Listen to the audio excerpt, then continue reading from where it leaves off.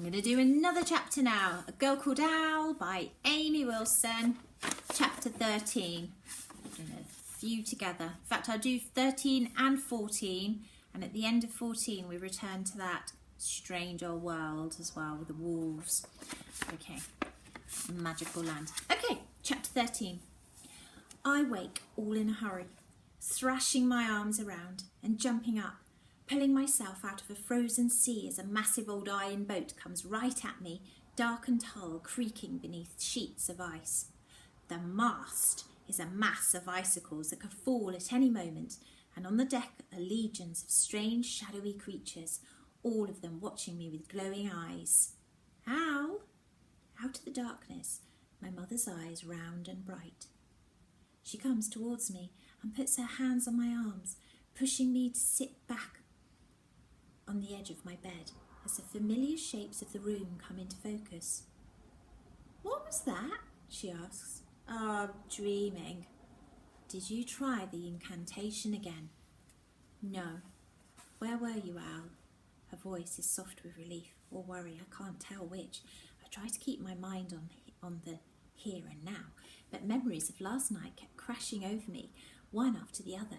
Frozen puddles, the bridge beneath the moon, Jack Frost striding towards me over a sea of ice, the tree, Alberic. Owl, what time is it? 6. Oh, I groan. I fall back onto the bed. I need more sleep. All right, I'll wake you in an hour. And Owl, we are going to talk tonight. I'll even buy the pizza and the ice cream.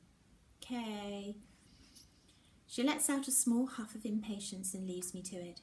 It's warm in the flat this morning and I feel like I could lie here forever and let all the busy, buzzing thoughts float around just outside of the part of my brain that cares. And later there'll be pizza and ice cream, a proper family evening. I mean, without my father, of course. Can't imagine him sitting there with cheese all down his chin. Mallory! I roll over, grab my phone and I look at it. Oh no, 3 missed calls and 2 texts, all from Mallory last night. Hey, can we talk? I know it's late, been a rubbish evening. Where are you? I said I'd text her, and then I'd completely forgotten. So sorry, I text, my tongue stuck between my teeth as I consider the lie I'm about to tell her. I can't exactly describe all that happened in a text, can I? I was revising, fell asleep. See you in a bit. Sorry, it was awful, Mal. Big hug. I press send, a niggle in my belly from lying to my best friend, and I tell her everything. I will tell her everything, I decide. Soon as I've made up for not being around last night, I will get her to believe me, somehow. The second I see Mallory standing on the corner of the lane, leaning against the wall with her arms folded, I know it's not going to be the day that I will tell her about my father. To be honest, it's kind of a relief. I walk up to her knowing that I don't have to even try to explain everything that happened last night, how Jack looked, the power that came from him, how I ran straight into Alberic. Still don't know how I feel about it all. Jack is not the father I dreamed of, that's for sure. He wasn't even like the man I pictured when Mum told her stories. She always said he was wild. I just didn't know what that really looked like until last night. So I'm just going to lie through my teeth. Normal is back on the table. Hey, Mal, I say. Hey, Owl. She sounds really distant and weary. Sorry about last night. It's right, she says with a glance at me as we start walking. You look terrible. You must be coming down with something. Yeah, probably, I snuffle. Anyway, do you want to talk about it?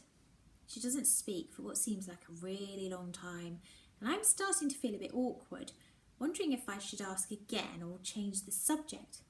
When she finally opens up, it was just so weird, she says. The house was really quiet. Mum was doing all the usual things, you know, making dinner, asking about school, moaning about work. It just felt all wrong. Then Dad phoned. He phoned me just after dinner. She left the room because she knew it was him, and he was all forced jolly about Uncle Simon's spare room smelling of socks and how he hoped I was going to do my homework, and I felt a bit like screaming then, because what does that really matter right now? Anyway, then Mum came in and she didn't ask about him, but she was acting all awkward, you know, like she didn't know what to say. So I told her about the socks thing, and she made this comment about Uncle Simon always being a bit juvenile, as though that's what Dad's being like. She trails off, shaking her head.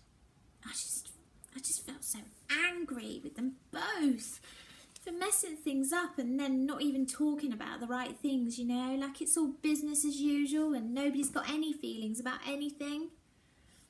It does sound a bit awkward. Yeah, it was. She huffs and tucks her chin into a scarf. It is so cold today. Freezing, I say, though to be honest, it hadn't really occurred to me. Maybe it's a daughter of Jack Frost thing. I pull my hat on anyway and I hunch my shoulders a bit, scuffing my feet along the frozen pavement. After a moment, Mallory threads her arm through mine and it feels good, like she's helping even if she doesn't know it. I will tell her, just not yet.